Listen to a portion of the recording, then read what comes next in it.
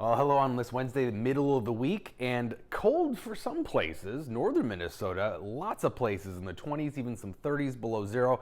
Cotton, Minnesota, halfway between Duluth and the Iron Range, 35 below zero, but of course above zero here for the southern half of the state.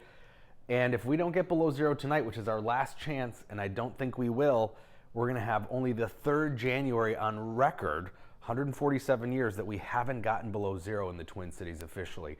So in December, remember, we had a couple of mornings late in the month that got below zero, but none here this month of January.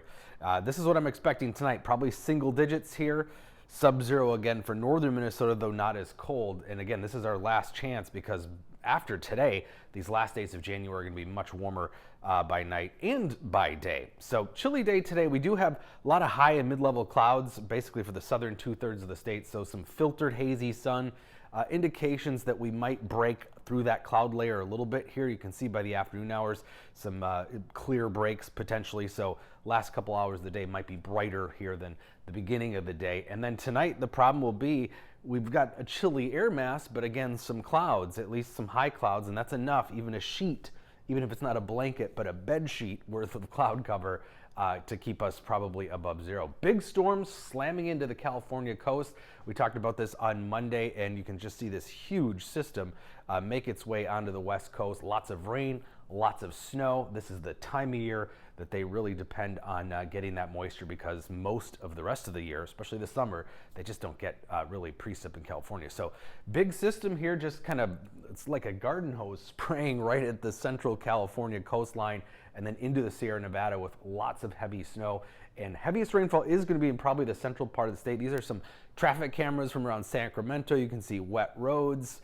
For us, normally wouldn't be a big deal, but this is a big deal for them. Their winter rains. And then, of course, in the higher elevations in the Sierra Nevada, looks pretty treacherous at all those cameras there around Lake Tahoe. Lots of snow there. We're going to be measuring it in the several feet here over the coming days, and another system potentially moving in late in the weekend next week. So this is rainfall totals, 5 to 10 inches, still kind of a bullseye across the Central Valley of California.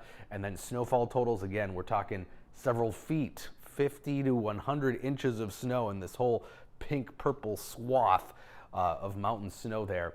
So skiers in the California area will be enjoying a lot of fresh powder as well. We're still watching that system for Saturday that could bring us some snow. It is looking like the best chances are further south of seeing anything significant.